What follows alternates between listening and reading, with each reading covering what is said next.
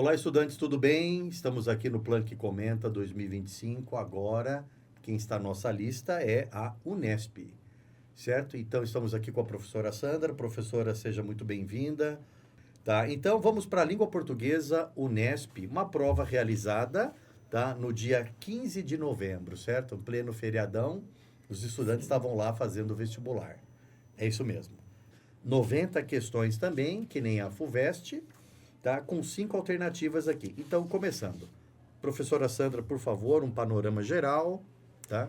Boa tarde, pessoal. Vamos lá. A prova da Unesp 2025, primeira fase. Questão 1, questão 2, 3 e 4. Não, até a 3, né, foi feita a partir de um texto, de interpretação de texto, no caso, né? Do escritor angolano, que ainda está vivo, trabalhando bastante, inclusive está no Brasil aí por esses dias, o Agualusa. Os alunos viram várias questões com textos, não sei se várias, mas viram algumas questões com textos do Agualusa nos simulados. É uma tendência, Humberto, que eles coloquem textos de literatura em língua portuguesa, digamos assim. Não é somente literatura brasileira, não é somente a literatura lusitana, né, de Portugal, mas também moçambicana, angolana.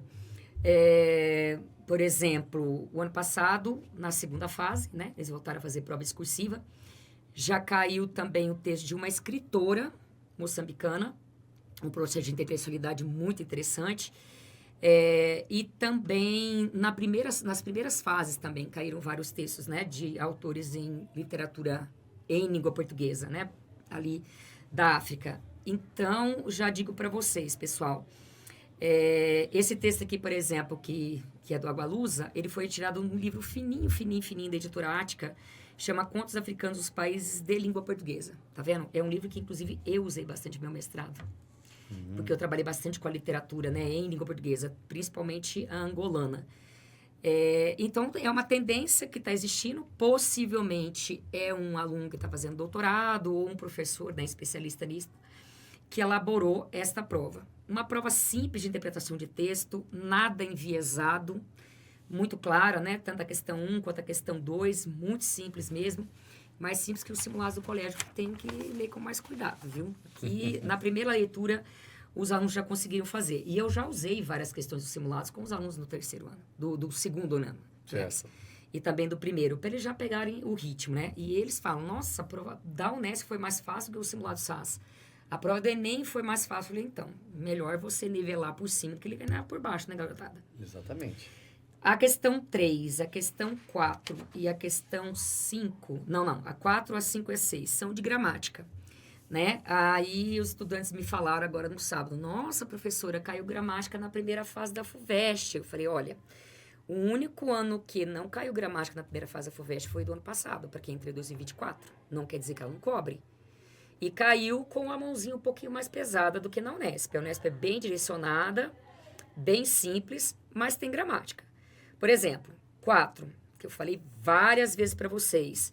Emprega-se verbo no presente cativo com valor de futuro. Ou seja, nós temos a tendência em usar o verbo no presente cativo quando temos certeza de que algo acontecerá. Por exemplo, o recesso escolar começa dia 20 de dezembro. Isso é certeza. Eu não preciso dizer exatamente que começará dia 20 de dezembro. Eu posso falar, posso escrever, começa, tranquilamente. E aqui nós temos a resposta A com o verbo no presente cativo, né? Questão 4. A liberdade há de reinar para sempre. Ou seja, ela tem de reinar para sempre. É uma certeza que foi retirado do trecho. Algo que sempre acontece, inclusive estudantes, já treine um pouquinho. Fiz isso com vocês na prova discursiva, né? A P1 do terceiro trimestre, para vocês passarem para a voz passiva analítica, para a voz passiva sintética e voltarem também para a voz ativa. O que estava na voz passiva, né, teria que voltar para a voz ativa. Vocês fizeram 3 questões assim. É sempre extremamente comum passar para a voz passiva, seja ela analítica, seja ela sintética. Fez um tempinho desse cara, uns 2, 3 anos, né, sem fazer prova discursiva. Eu vou pegar a prova da Santa Casa, que temos 2 questões discursivas, de língua portuguesa, da São Camilo, que também tem 2 questões discursivas, e da própria Unesp. Tá? Tivemos aí no meio do ano uma prova que um aluno mediano faria com ali alguns trimeliques, Mas alunos bons fariam com facilidade. Alunos que não dão atenção para a língua portuguesa, que deveriam dar, não conseguiriam fazer com facilidade. Não conseguiriam, né? Eu até comentei com vocês no grupo. E sempre são bastante comuns, né? Questões que você tem que passar para a voz passiva, seja ela analítica, seja ela sintética ou parativa. Então, aqui você também teve na primeira fase, assim como no meio do ano também. Algo que é extremamente comum também, colocar na ordem direta. Então, são frases que são escritas em ordem indireta. Isso cai na primeira fase e cai também na segunda fase. Na primeira fase é muito mais fácil para o aluno perceber que em primeiro lugar é o sujeito, depois o verbo. Caso o verbo tenha, né, um complemento, em primeiro lugar o direto. Se tiver, em segundo lugar o indireto. E se tiver também um adjunto adverbial no final, né? Mas se é uma questão discursiva, não é tão fácil assim, né? Questão de processo de formação de palavras. FUVEST cobra demais. Unicamp é um dos poucos itens que a Unicamp tem ainda espaço para cobrar na segunda fase, né? É processo de formação de palavras. E a Unesp também pede. A Santa Casa pediu agora no meio do ano. No meio do ano também a própria Unesp também pediu. São Camilo também pediu. Então a possibilidade de termos a segunda fase também é muito grande, como tivemos aqui, né? Na questão 6. Observe esse emprego de palavra formada com prefixo que exprime a ideia de negação. Muito fácil, né? Incrédulos é o único que nós temos aqui um prefixo com valor negativo. É a pessoa que não crê, né? Assim, até os mais incrédulos acreditarão em ti e conseguirão, né, seguirão, aliás, os teus passos, né? Que está no 10º parágrafo. Bem interessante também. Então, é carta marcada. Voz passiva, trabalho com flexão verbal um pouquinho, passar para voz ativa também, e também tipos de derivação ou composição, principalmente tipos de derivação. Outro assunto também que é extremamente comum, mas é comum na FUVEST também, com um pouco mais requinte, né, uma mãozinha mais pesada, na Unicamp também, e na Fundação VUNESP. Não é a Unesp apenas, é a Fundação VUNESP. O tipo de discurso. Passar do discurso direto para o discurso indireto. Ou passar do discurso indireto para o discurso direto. Por que isso cai bastante, Humberto? Porque quando eles trazem do discurso, eles levam do discurso direto para o indireto, há mudança de tempos verbais. Então, se ele tem, por exemplo, aqui o presente do indicativo, ele tem que passar para o pretérito imperfeito quando ele passa para o indireto, né? Se ele tem aqui, por exemplo, o futuro do presente, ele tem que passar para o futuro do pretérito. Só que nós também temos mudança com pronomes. Se eu tenho aqui a primeira pessoa, no indireto eu tenho que passar para a terceira pessoa, que eu vou falar de alguém. Na primeira fase, eles grifam os verbos. Na segunda fase, talvez ele peça apenas para você mexer em verbos, tá? Mas talvez eles também peçam para mexer em pronomes. Então, você gosta de colocar na sua prova regular também, né? Um pouquinho grifado, mas né? no segundo ano, como eles não aprendem verbo, né? No segundo ano, não dá para eu fazer esse trâmite. Apesar que a Mariana Botelho, por exemplo, fez a Fundação Getúlio Vargas, ela falou, nossa, professora, eu consegui fazer e a Unesp também. Por quê? Por mais que você tenha dado um exemplo só, eu consegui entender o ritmo da história. Né? Porque eu mostro para eles, ó, isso aqui é discurso direto, isso aqui é discurso direto. E eu vou fazendo as transformações, mas não, são verbalizadas apenas, elas não são escritas. Agora, no terceiro ano, aí eu já coloco em tabela mesmo. Só que isso é matéria de interpretação de texto. Mas eu falo pro Jorge, ó, espere terminar de explicar verbo primeiro, depois você explica a transposição. Porque eles precisam de verbo. E verbo é dado no segundo semestre. Aí ele espera um pouquinho e depois ensina. Tá. Né? E por isso que cai muito. Cai muito, muito, muito. Porque é uma questão de gramática. Tá? Envolve um pouquinho de gramática e insere interpretação de texto. Perfeito. Né? Ótimo. Questão 8, de interpretação de texto, é bastante comum eles trabalharem com publicações no Instagram que estejam escritas em inglês, mas é um inglês simples. E peçam para os alunos fazerem relações. Inclusive, nas provas discursivas isso também é comum acontecer. Trabalhar com imagens, né, tirinhas, cartoons, é bastante comum.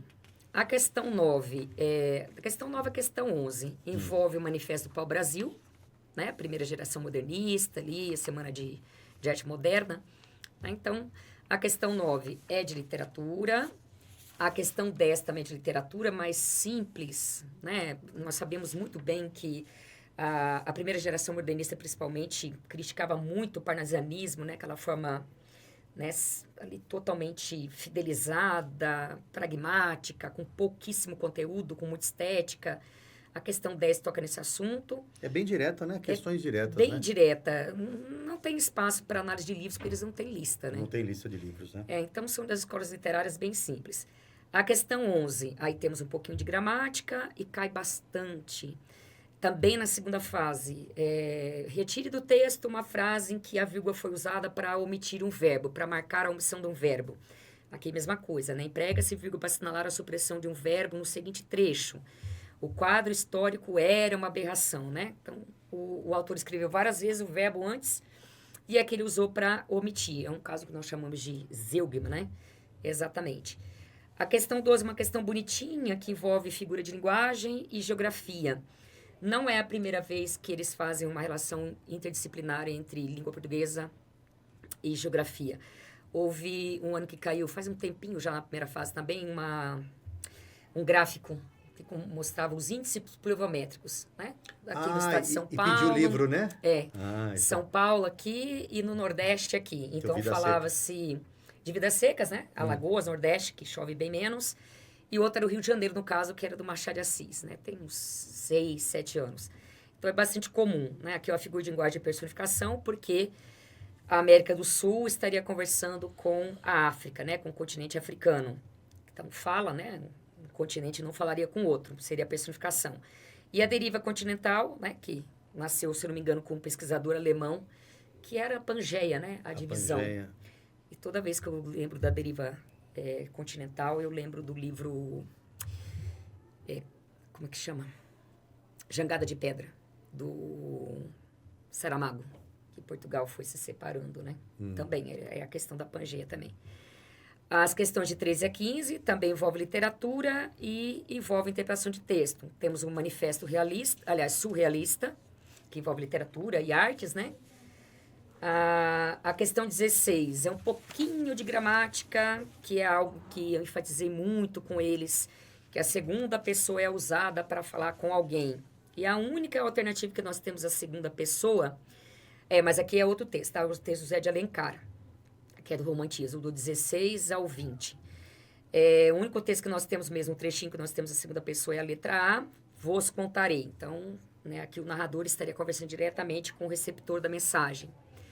Questão 17, tem que tomar um pouquinho de cuidado, tá, garotada? O verbo haver com o sentido de existir não tem sujeito.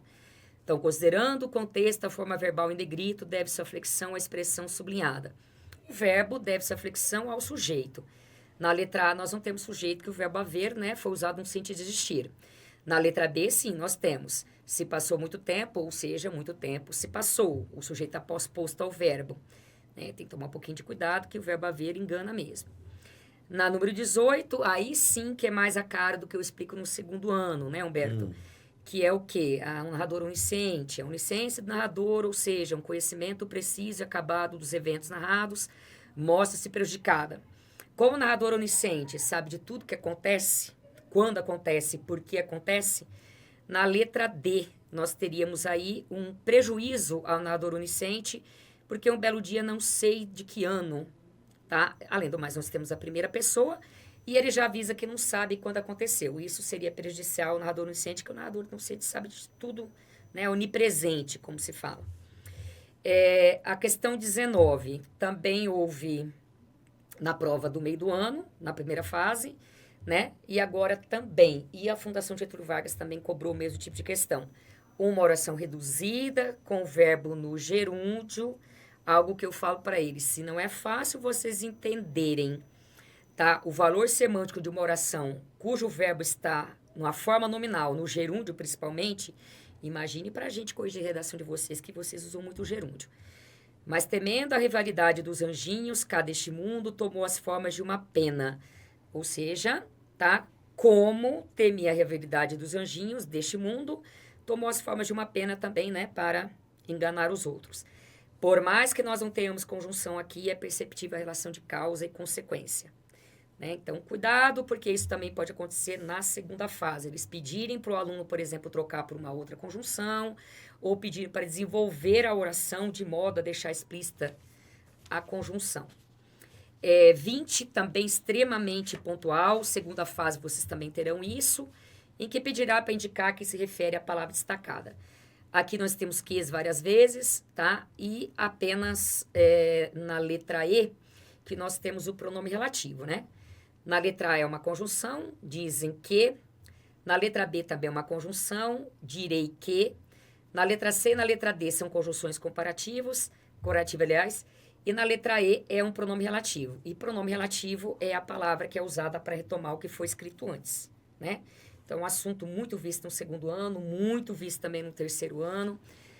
Ou seja, o aluno que dá atenção básica para a língua portuguesa aqui na Unesp conseguiu passar para a segunda fase tranquilamente. A minha visão é uma prova direta, né? É. Cai bastante gramática, né? Cai, mas é uma gramática pura e limpa, né? Pura e limpa, né? Não é uma gramática cheia de labirintos. Não, ela pede a causa, a consequência, ela pede...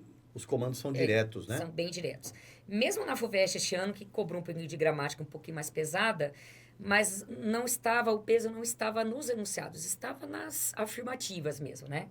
Nas afirmações. Mas a Fundação Vunesp não é assim. Nenhuma prova.